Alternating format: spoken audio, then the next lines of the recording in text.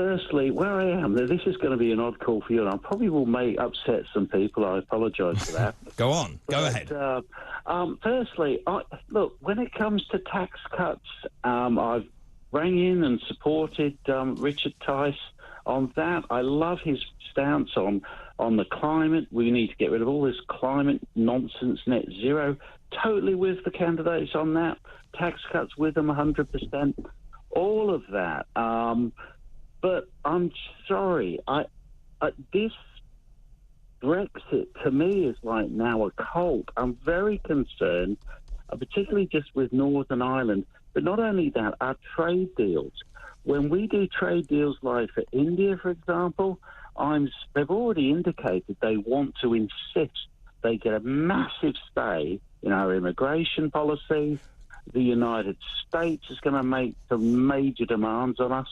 I think we've got regulations now, but it's become like a cult. Well, can I just pick you up on that? What do you mean by a cult? I mean, 52%... Let me just finish. 52% of the electorate voted to leave the European Union, so therefore democracy won out. We have sort of left.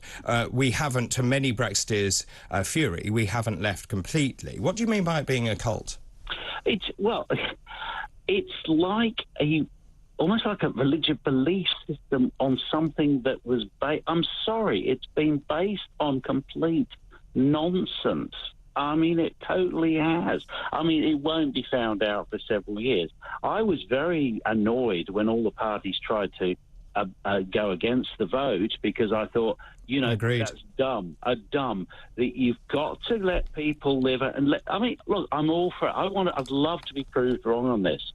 Let's give it a chance, but I'll never change my view on it unless I'm proved wrong. So I do agree with you, and the reason I got involved, I only got involved after that vote. I was so angry, like you, that people had voted, and the powers that be thought, well, they'd ignore the public, and I thought that's not acceptable, and that galvanised me into getting something done. So I share that view with you. Yeah, I mean, the other thing too is, we talk about the will of the people, but I think Richard Tice is on changing the voting system too, is that, the last time the majority of people in this country voted for a government in power, in terms of the majority of people, that the party that got more than 50% of the vote, was back in 1935. Yeah, it's a great point. And I don't want to insult it. I love this country.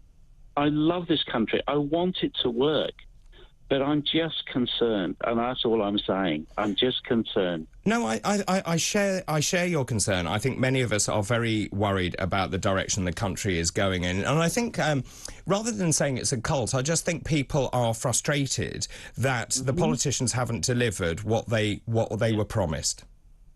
Yeah, and I think we need.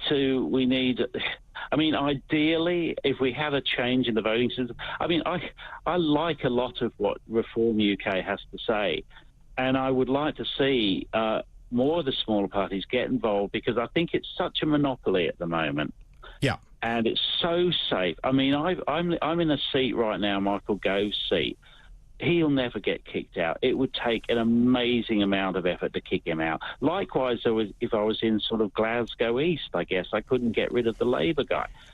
I mean, it's a really interesting point you make about changing the voting system, and certainly if we get into a situation where the Conservative parties do not form a majority, where Labour wins but isn't able to form an overall majority, the thought is that actually they would have to go into coalition with the Liberal Democrats and the Greens. That would then only happen, and the price of that would be proportional representation, and that way you would then get much more representative government, admittedly, and really rather like the European Union. That's how the Brexit Party did so well, of course, because it was a form of PR. So would you favour that change in the voting system? Yeah. Oh yes. Yeah. I mean, I think we could have the odd situation where Reform UK is campaigning the same direction as Liberal Democrats. I mean, it would bring so many odd coalitions together.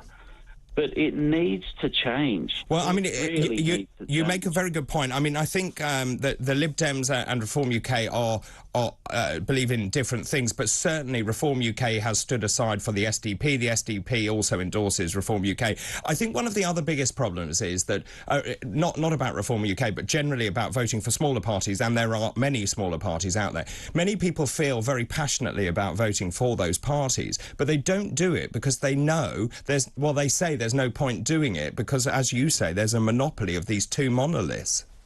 Yeah, and I mean, can you imagine? It would be nice to have a few, like if we had Reform UK had a few MPs there, we wouldn't have had all of this lockdown nonsense. I would agree with you because Reform UK is completely against them. It's been a pleasure to talk to you. Thank you so much, Charles. That's Charles in Bagshot. Keep your messages coming in, please. Lots of them coming in now.